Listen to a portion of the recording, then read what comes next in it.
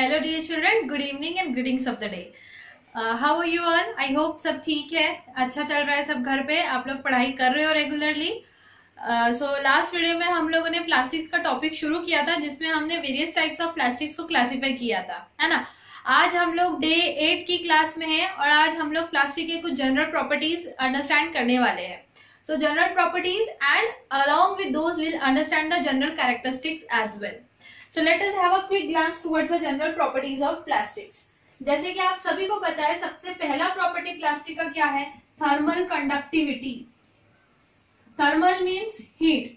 तो अगर हम थर्मल कंडक्टिविटी की बात करें तो थर्मल कंडक्टिविटी का मीनिंग होता है heat conducting capacity. Heat conducting capacity plastics की कैसी है? So plastics are actually bad conductors of heat. They do not conduct heat along with them.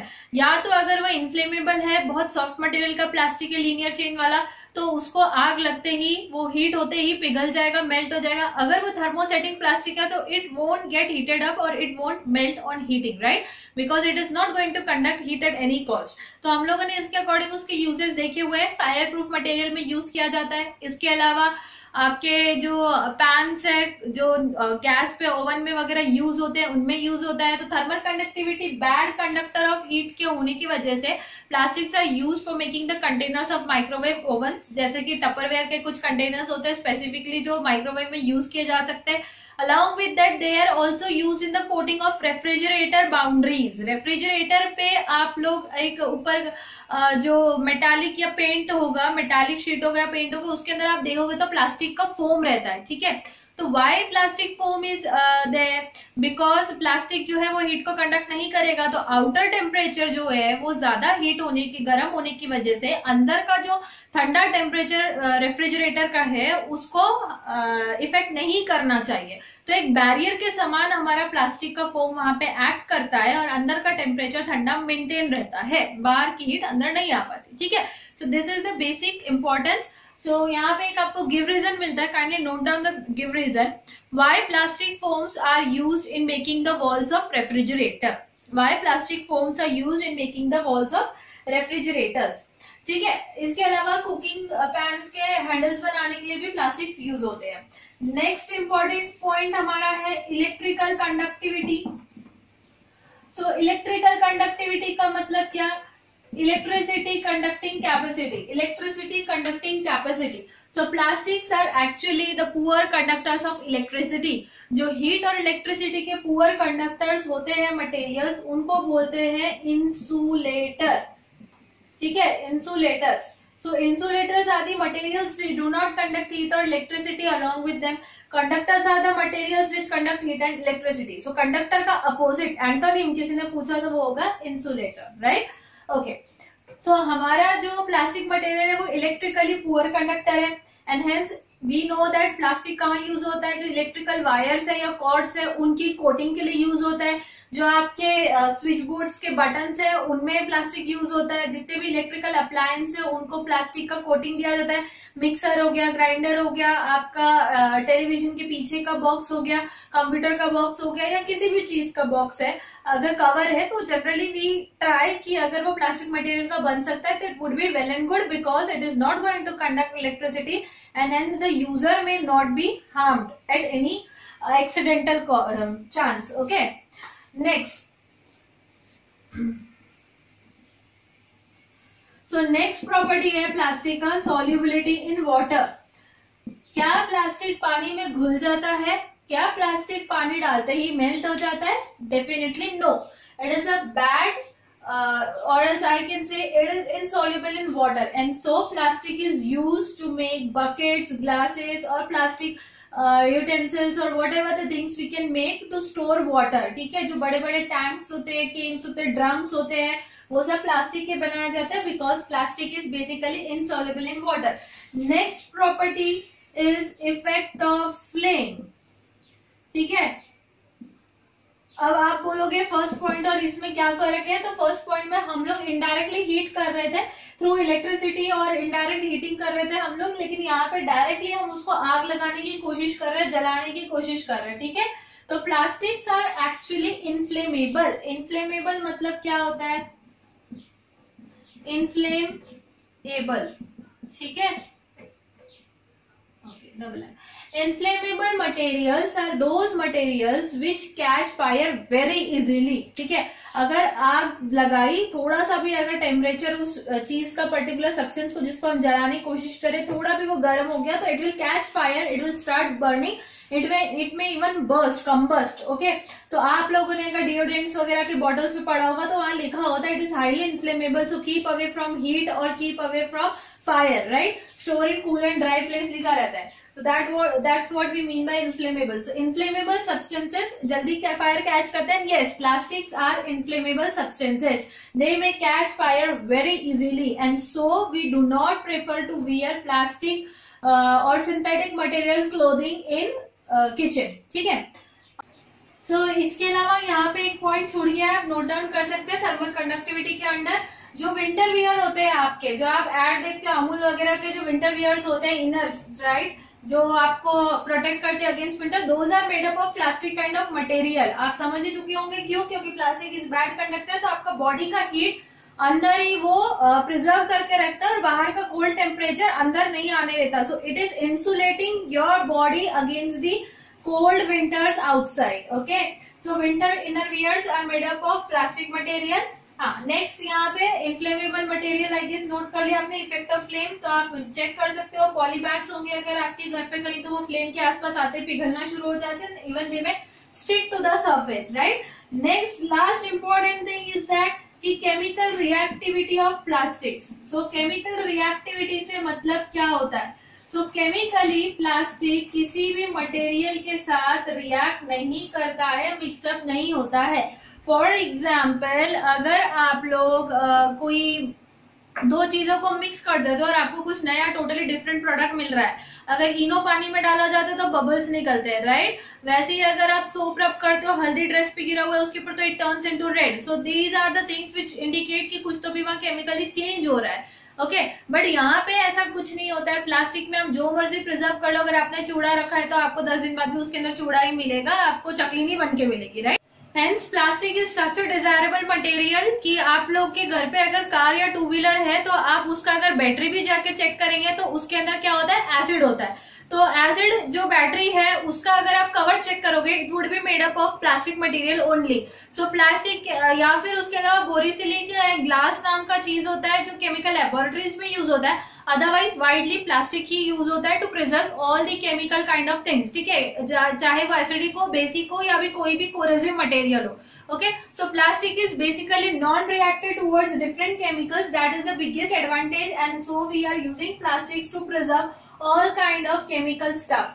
Next last important point is sixth one कि plastic जो है वो बहुत ज्यादा durable है, बहुत ज्यादा स्ट्रॉन्ग है और बहुत ज्यादा लाइट वेटेड है। भले ही कितना भी लाइट वेटेड क्यों ना हो, प्लास्टिक इतना टफ एंड स्ट्रॉन्ग ड्यूरेबल है कि हम लोग उसको इजीली मोल्ड कर सकते हैं into different desired shapes and sizes, and so it is used right from the different small boxes, जो अगर आपकी किचन में जार्स है for storing material, food material से लेकर आपके कंपोस्ट बॉक्स, आपके पेन तक, यहाँ तक कि मेरे हाथ का भी पेन सब प्लास्टिक से बना है। So if you look around yourself, because of this 6 beautiful properties of the plastics, plastic जो है बहुत वाइडली हमारी लाइफ में यूज अप किया जा रहा है हम लोग के द्वारा, ठीक है।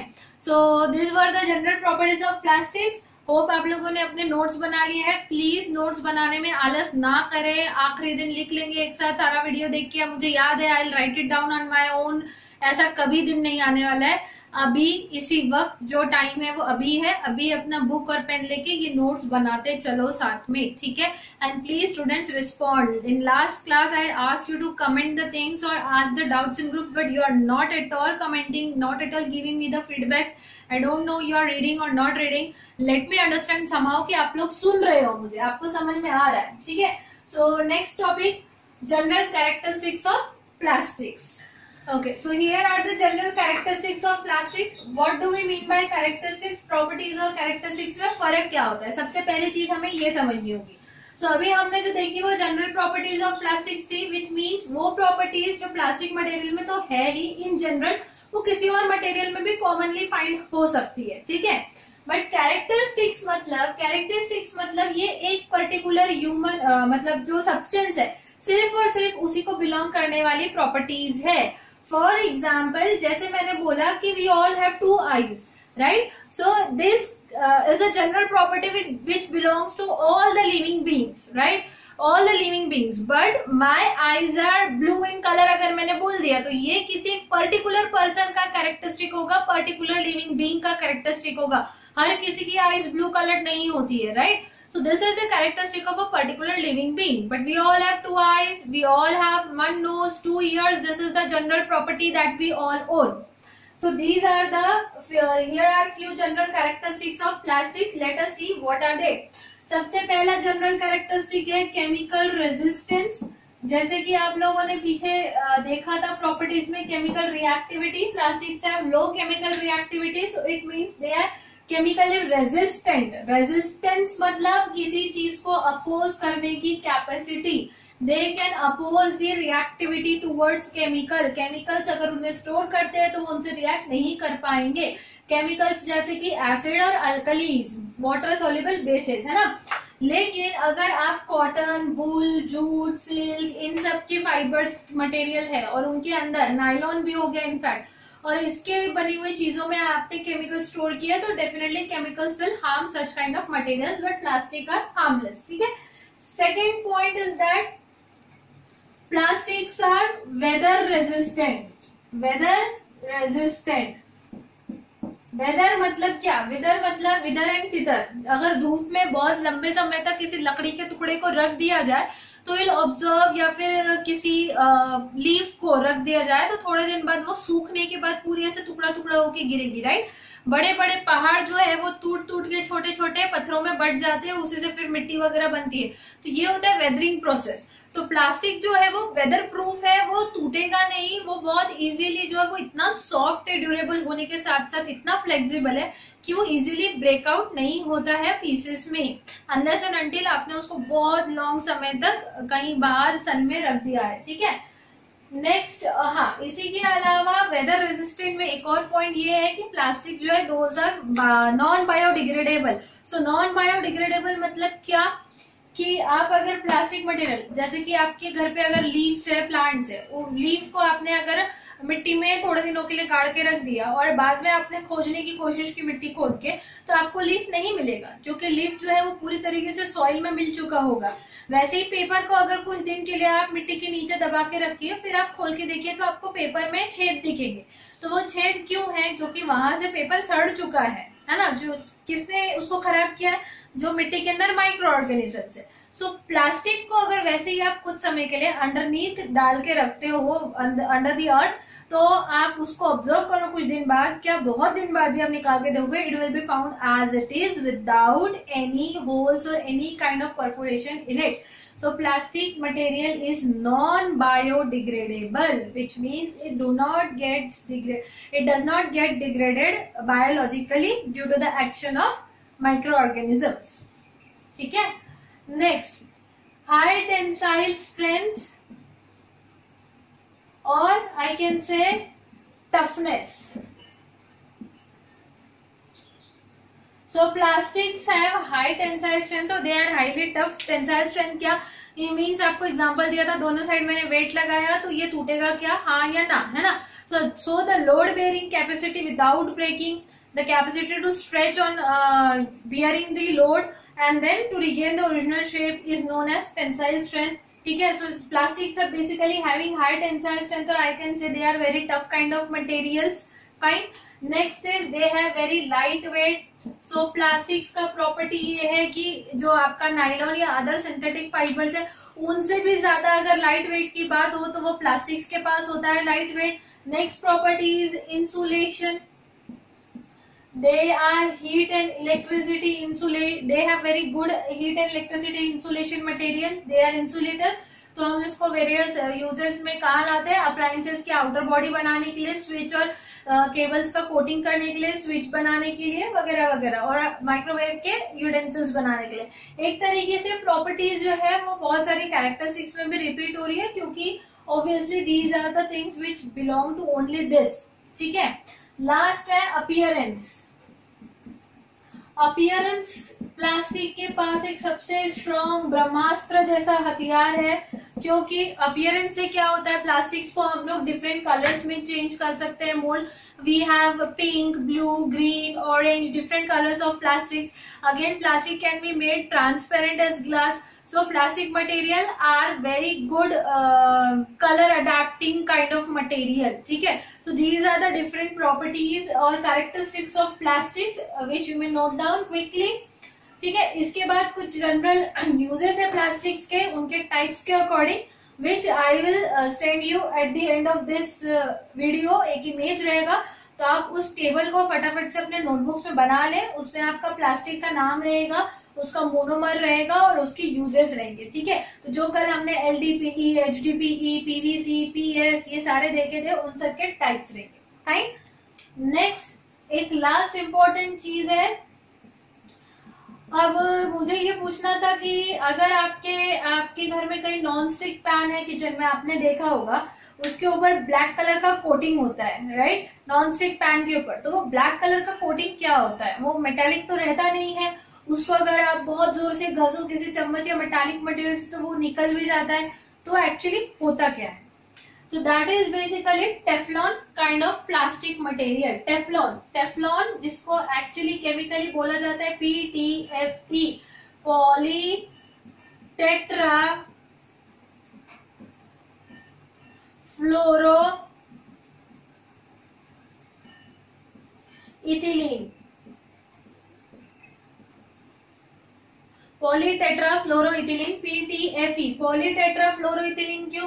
क्योंकि जैसे कि हमने डिस्कस किया था, ये सारी चीजें जो है पेट्रोकेमिकल से आती है. Plastics petrochemicals are rich source of carbon. So carbon तो रहेगा, बट टेट्राफ्लोरो मतलब 4 बार फ्लोरीन रहेगा. 4 बार फ्लोरीन, 2 इधर 2 इधर, और ये बीच में double bond. So this is basically ethylene.